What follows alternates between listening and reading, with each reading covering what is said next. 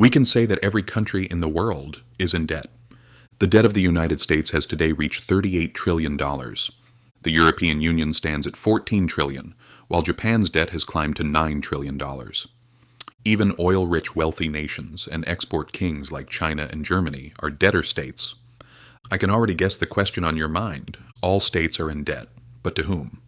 This is exactly the moment to look at the dark side of the moon. We are now at the point where power, history, and money intersect, and in this world nothing is as simple as we think. Debt is not just an obstacle or a burden. It is in fact a building block of the modern world. Wars, crises, economic collapses, and breakdowns, all of them rise on top of a ghostly web of debt. When we follow the rings of debt, we encounter a disturbing truth. The world owes nothing to anyone. The world only owes itself. But this does not mean that everyone shares equally in this system.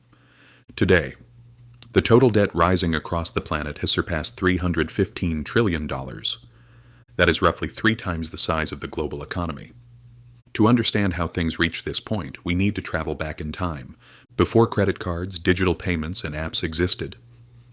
Contrary to popular belief, the idea of national debt was born not on Wall Street, but on bloody battlefields. In 1694, England was at war with France. Savings were gone, treasuries were empty, gold reserves had vanished. The solution that came to the king's mind was to turn to merchants. "I am asking you for money now," he said, "and in return I will pay you regular interest in the future, guaranteed by taxes." To implement and manage this system, the Bank of England was established. And just like that, the rules of the game were rewritten. The state could now spend money it did not yet own. Lenders, on the other hand, gained something extremely valuable, a promise from the state. That promise could be bought and sold.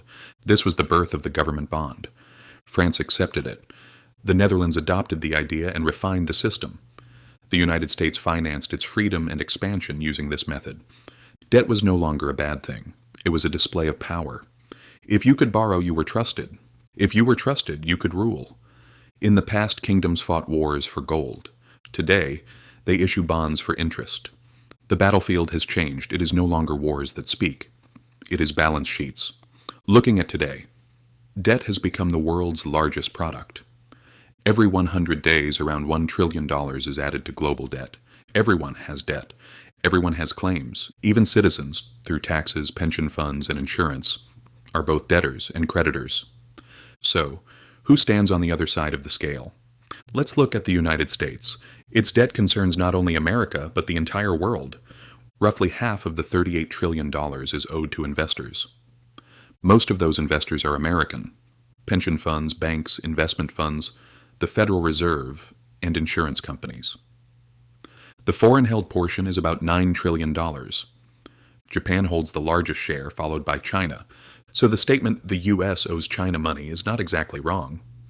But it is only a small piece of the picture. In reality, most of America's debt is owed to America itself. The Treasury issues bonds. Funds buy them.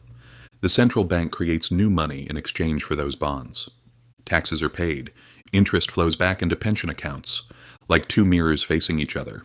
Of course, this is not unique to the United States. Japan lends to America.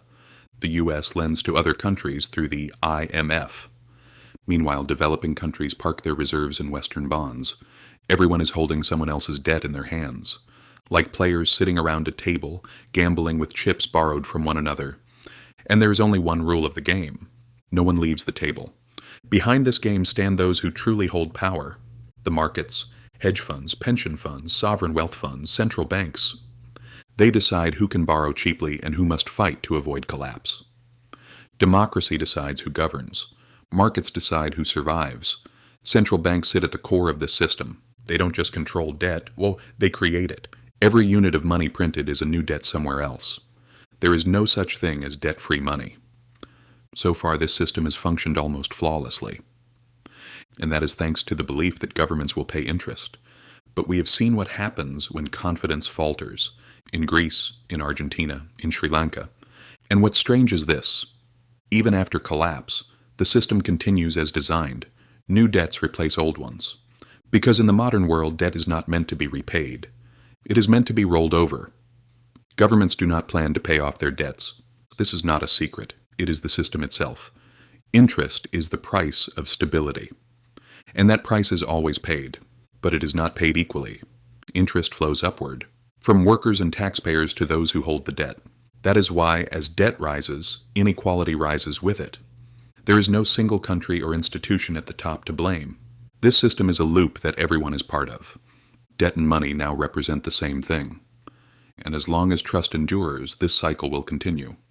But when trust ends, that is when we will relearn what debt truly is. A promise that cannot be kept forever. If this narration gave you a new perspective, stay tuned. History is full of answers and consequences, and I will help you see where and how to look.